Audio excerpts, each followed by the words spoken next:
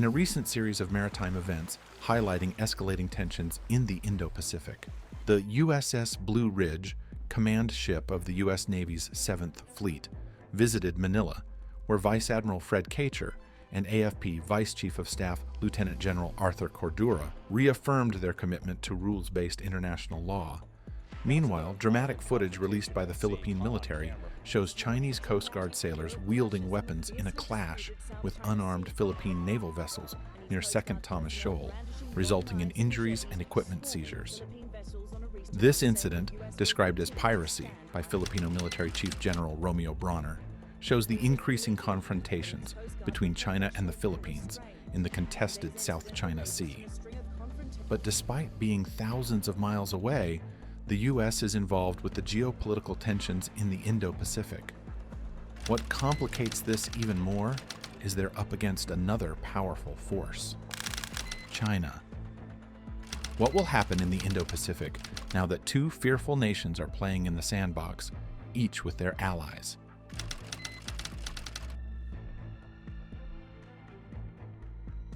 The security of Taiwan and the Philippines are deeply interconnected, highlighted by historical and current geopolitical tensions. During World War II, Imperial Japan attacked the Philippines from Taiwan, and now both regions face threats from China's expansionist claims in the South China Sea, reminiscent of Japan's ambitions. China is asserting its sovereignty over the South China Sea and surrounding waters, considering these areas as part of its territory. Its expansive claims include regions such as the Scarborough Shoal and 2nd Thomas Shoal, which are also claimed by the Philippines. To enforce these claims, China employs aggressive tactics like ramming ships, firing water cannons, and harassing Philippine vessels. Recently, Chinese coast guards were seen attacking Filipino soldiers with machetes and sharp tools. China has also been threatening Taiwan separatists, or firm believers of Taiwan's autonomy from China, with the death penalty. To hold those who attempt to split the country and undermine national unity criminally responsible is an inevitable requirement that laws must be followed and violations must be punished. By intimidating the Philippines and Taiwan, China aims to discourage other regional countries from asserting their own rights and claims in the South China Sea.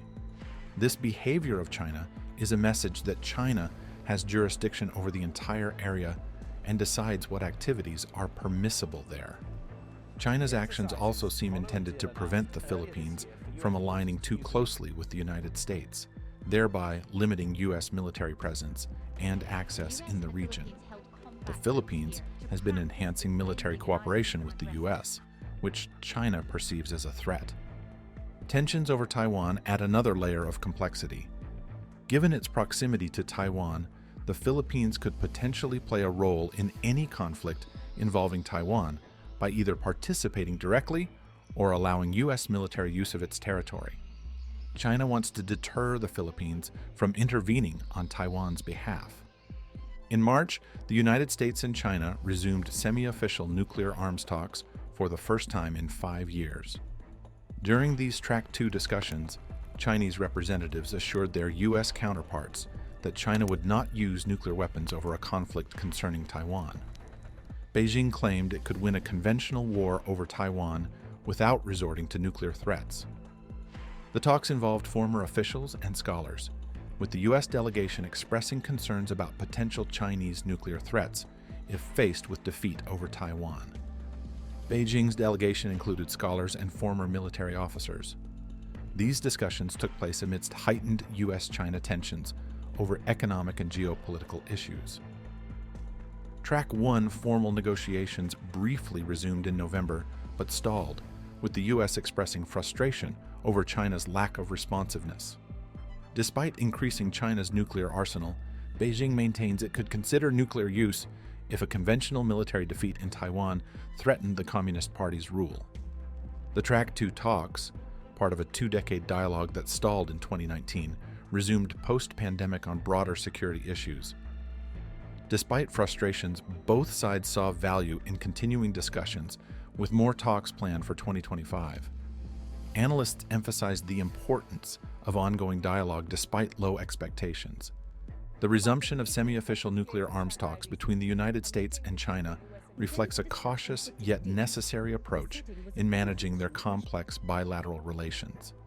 Despite significant geopolitical and economic tensions, both nations recognize the importance of dialogue to prevent misunderstandings, particularly regarding nuclear weapons. However, the stalled formal negotiations highlight deep-seated frustrations and mutual distrust, underscoring the competitive dynamics of their relationship.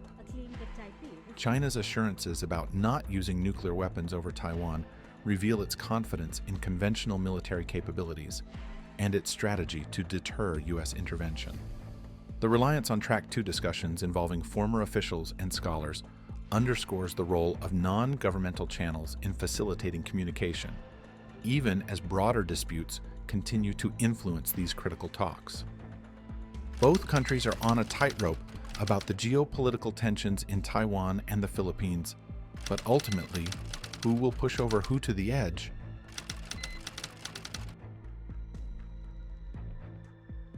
The United States has detailed its strategic vision for the Indo-Pacific region through several key documents and speeches, all aiming to establish a free and open region focused on economic prosperity, security, and resilience. One of the primary documents is the declassified 2018 Strategic Framework for the Indo-Pacific, which outlines the U.S. vision for a free and open region, emphasizing economic prosperity, security, and resilience. This was followed by the 2022 Indo-Pacific Strategy released by the Biden-Harris administration. This document stresses the rule of law, freedom of navigation, and free trade, aiming to secure peace and stability in the region, while highlighting the importance of ASEAN centrality and the need for collective capacity building. In May 2022, the Indo-Pacific Economic Framework for Prosperity, IPEF, was launched to promote resilience, sustainability, inclusiveness, economic growth, fairness, and competitiveness in the region. The IPEF includes 14 partners, representing 40% of global GDP and 28% of global trade. Additionally, the East-West Center published a report, US Indo-Pacific Strategy After 1 Year, which provides perspectives from allies and partners across the region. The U.S. Strategic Framework for the Indo-Pacific aims to counter China's aggressive behavior towards other countries by fostering stronger alliances and partnerships. By emphasizing ASEAN centrality and India's role, the strategy encourages a united front among regional players, which can collectively resist Chinese bullying and assert regional norms and rules. This coalition-building approach makes it harder for China to single out and pressure individual countries, as it faces a more cohesive group of nations committed to maintaining regional stability and adherence to international laws. In 2023, hopes for a stabilization of U.S.-China relations were initially high, given the absence of major political events and the planned visit of China's president to the United States later in the year. President Biden and President Xi had set a positive tone in late 2022, directing their teams to manage risks and keep communication lines open. However, tensions escalated following a January incident where a Chinese surveillance balloon breached American airspace, prompting Secretary of State Antony Blinken to postpone his visit to Beijing. Since then, relations have deteriorated steadily, marked by mutual accusations and a lack of productive dialogue. American officials expressed frustration that Beijing seemed uninterested in stabilizing relations, attributing this to perceived American hostility and concerns about China's rise rather than specific actions. Meanwhile, Chinese officials criticized the U.S. for what they viewed as efforts to contain and suppress China's development. Despite this acrimony, recent developments suggest a potential thaw, with both sides resuming senior-level contacts and signaling a desire to enhance bilateral exchanges. President Biden even predicted a near-term improvement in relations during a press conference. Any potential improvement is likely driven by mutual self-interest. Biden emphasizes reducing risks in the relationship and fostering responsible competition, while Xi faces economic challenges and international skepticism. Both leaders see upcoming global summits as opportunities to lay groundwork for constructive engagements. Kurt Campbell of the US National Security Council stressed the importance of this period, suggesting it could determine whether effective and constructive diplomacy can be reestablished between the two nations. Moving forward, the US could benefit from prioritizing private diplomacy with China to avoid public confrontations that hinder progress and undermine confidence among allies. Additionally, negotiating specific issues like anti-satellite tests or AI weapons use could yield more tangible risk reduction than broader, contentious topics. Leveraging Xi's global ambitions, particularly on climate leadership, offers avenues for cooperation while addressing shared concerns. However, managing disagreements and asserting American interests without escalating tensions will remain a delicate balancing act for Washington. The efforts of Manila, Washington, and their allies to counter China's assertiveness in the South China Sea have thus far proven ineffective in deterring Beijing's increasing encroachments. The question now is what steps the Philippines and the United States can realistically take to restore deterrence in the region. One potential course of action involves revising the US-Philippines Treaty to better address modern gray zone threats. Rather than relying on a vague definition of armed attack to trigger US military intervention, the treaty could explicitly include gray zone activities as grounds for such action. This revision, as suggested during recent discussions at the Pentagon, could expand the scope to cover attacks on Filipino servicemen and civilian ships supplying troops stationed on the Sierra Madre, a strategic vessel grounded by Manila at 2nd Thomas Shoal. Such a move might give China pause before violating a broader and more encompassing defense clause. Another strategy is for Washington to clarify its policy in the South China Sea, akin to its stance on the Senkaku Islands dispute between Japan and China. Unlike its position on the Senkaku, where it unequivocally backs Japan's sovereignty, the U.S. has refrained from taking a similar explicit stance on the South China Sea disputes, possibly to avoid further provoking Beijing.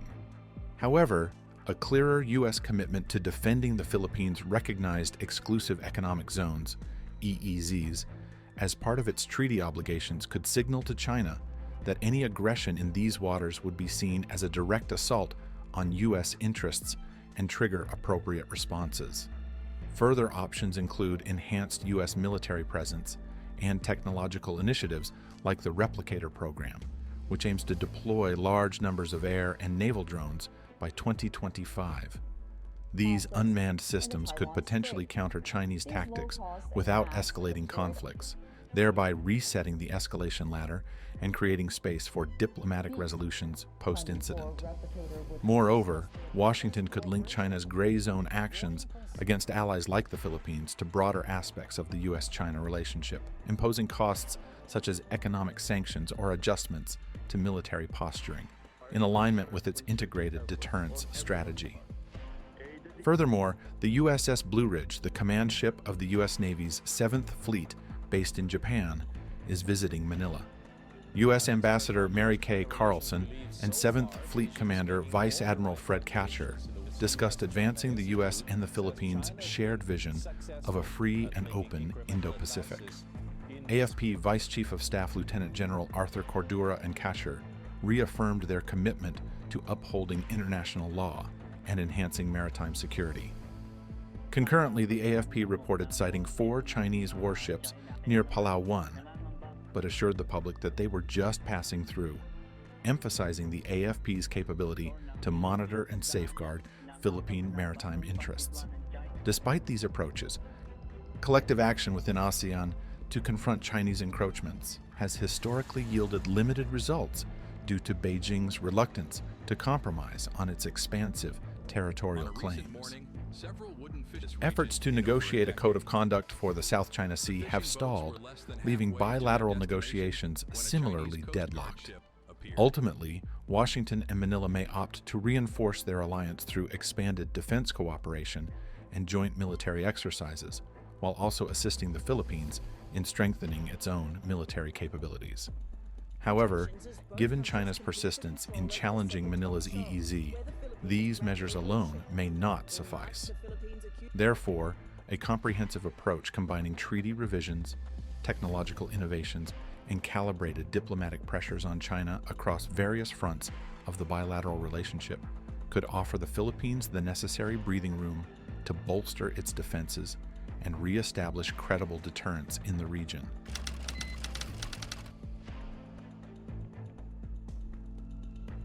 Facts speak louder than words. Obviously, the U.S. intends to utilize the new EDCA sites to intervene in the situation across the Taiwan Strait to pursue its geopolitical objectives and promote its anti-China agenda, disregarding the peace and development of the Philippines and the broader region, remarked Chinese ambassador to the Philippines Huang Xilian at a recent forum. In response to Ambassador Huang Xilian's assertions, both the United States and Taiwan have articulated contrasting perspectives aimed at addressing regional stability and security concerns. The United States provides substantial support to Taiwan across military, diplomatic, and economic domains, reflecting a robust commitment to bolstering Taiwan's security and stability amidst regional challenges, particularly from China. Militarily, the Mutual Defense Treaty between the United States and Taiwan stands as a cornerstone, obligating American intervention in the event of an attack on Taiwan, thereby serving as a critical deterrent against potential Chinese aggression. Joint military exercises, encompassing naval and air force drills, further enhance interoperability and readiness between the U.S. and Taiwanese forces, underscoring Washington's commitment to Taiwan's defense capabilities. Strategically located military bases such as the Songshan Air Base and the Hualien Naval Base provide the U.S. with crucial operational footholds in Taiwan, facilitating rapid response capabilities and bolstering regional security. Diplomatically, the United States has strengthened official ties with Taiwan under President Joe Biden's administration, emphasizing consistent, high-level visits and engagements to affirm support for Taiwan's security and sovereignty. Concurrently, U.S. engagement with Taiwan within ASEAN frameworks aims to foster broader regional stability through joint exercises, training initiatives, and capacity-building efforts. Economically, bilateral agreements such as the Taiwan-U.S. Trade and Investment Framework Agreement, TIFA, bolster economic ties, facilitating trade and investment that benefit both nations. U.S. economic support extends to infrastructure projects and trade promotion initiatives in Taiwan, reinforcing its economic independence and stability. Beyond bilateral relations, U.S. involvement in Taiwan underscores broader strategic goals, including deterrence against Chinese aggression by maintaining a visible military presence and reinforcing regional balance and stability. This multifaceted engagement not only strengthens Taiwan's defense capabilities, but also promotes cooperation among regional nations while countering China's expansive influence in the Indo-Pacific region. The U.S. is standing up for peace and stability in the Taiwan Strait, President Joe Biden said at West Point on May 25th. He added pointedly, "I've always been willing to use force when required to protect our nation, our allies, our core interests." On May 28th, when questioned by Time interviewers about further elaborating on his stance regarding the defense of the democratic island, he responded, "It would depend on the circumstances.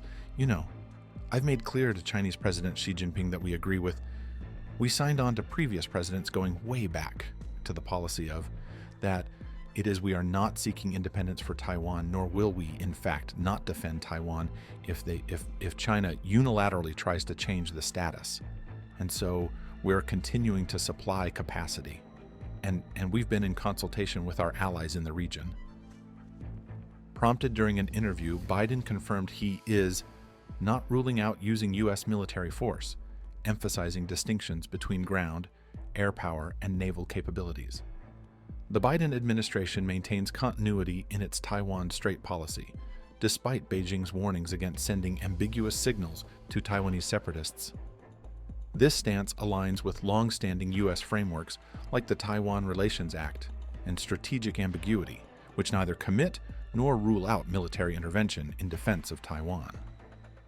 Biden's statements reflect a complex interplay of international and domestic factors shaping U.S. policy towards Taiwan, including Xi Jinping's alignment with Russia and ongoing electoral considerations. China's assertive posture and military drills around Taiwan following President Lai Ching-te's inauguration underscore Beijing's unease with Taiwan's leadership. Lai's address, emphasizing peace and Taiwan's sovereignty under the ROC, despite causing tension, seeks to maintain cross-strait stability. Amidst domestic political pressures, Biden's firm stance on Taiwan reflects broader bipartisan support for countering China's aggressive foreign policy while preserving strategic ambiguity for now.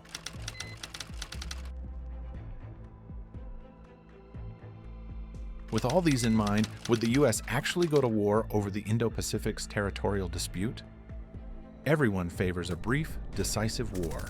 They conclude promptly, achieve clear victories, and neatly wrap up narratives we wish to tell. Military commanders, strategists, and theorists often pursue the concept of the decisive battle, a conflict that delivers such a devastating blow to the enemy that their resolve collapses, compelling them to seek peace or surrender. In naval strategy, Alfred Thayer Mahan epitomized this ideal by advocating the concentration of a superior fleet against an adversary's weaker fleet, aiming to secure victory and dominance of the seas. This preference is evident in contemporary U.S. war simulations, where participants, including military officers, officials, policymakers, and analysts, engage in highly kinetic scenarios at the outset of conflicts. These simulations, often sponsored by military commands or think tanks, begin with a condensed road to war, outlining the backstory and initial conditions. Although these exercises could theoretically span longer durations, real-world constraints typically limit them to mere days or weeks. Conclusions drawn from these snapshots inform decision-makers as they shape military strategies and allocate resources. In the United States, for instance, the outcomes of such war games may influence decisions on defense procurement priorities by the Office of the Secretary of Defense or garner congressional support for bolstering security infrastructures across the Indo-Pacific. Recently, a war game conducted by the Center for Strategic and International Studies depicted a scenario where the U.S. engaged China and emerged victorious, albeit at significant costs. Despite their informative value, these simulations often focus on short, decisive confrontations around Taiwan and the First Island chain. However, concentrating predominantly on the initial phases of a global conflict is myopic. This trend is also reflected in useful fiction, where novels like Ghost Fleet and White Sun War frequently portray wars between the U.S. and China, concluding swiftly within a compact time frame. While commercially driven, these narratives' popularity among military circles and their inclusion on official reading lists suggest a prevailing inclination within the U.S. military to envision swift wars with definitive outcomes. Yet, conflicts between major powers seldom unfold as brief and decisive engagements. They typically evolve into protracted struggles of attrition that sprawl across multiple theaters, entangling neighboring regions. While a U.S.-China confrontation over Taiwan could potentially deviate from this norm, remaining brief and contained, history cautions against assuming such an outcome.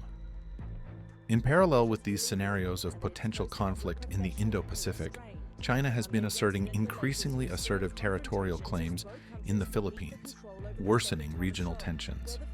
The Philippines has accused China's Coast Guard of engaging in a violent attack involving bladed weapons during a clash in the South China Sea earlier this week, marking a significant escalation in an ongoing dispute that risks drawing the United States into broader international conflict.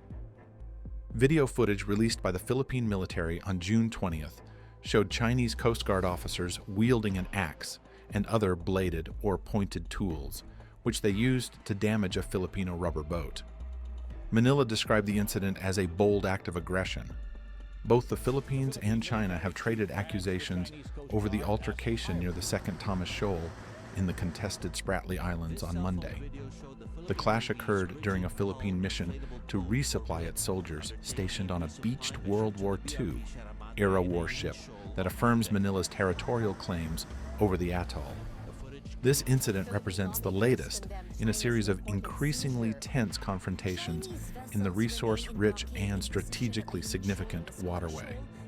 However, the footage from this latest encounter marks a turning point in the long-standing tensions, as China adopts more overtly aggressive tactics that analysts believe are designed to assess the responses of both the Philippines and its key defense ally, the United States.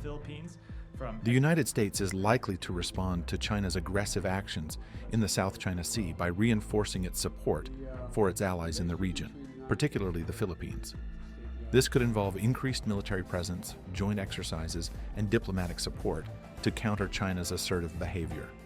Given the strategic importance of the South China Sea and the U.S. commitment to freedom of navigation, Washington may also intensify its efforts to build alliances and partnerships in the Indo-Pacific to uphold stability and deter further escalations by China. Furthermore, the U.S. strategy in the Indo-Pacific is still focused on maintaining a balance of power, fostering regional resilience, and upholding democratic values and principles in the face of geopolitical competition and strategic challenges posed by China's rise. Thanks for watching.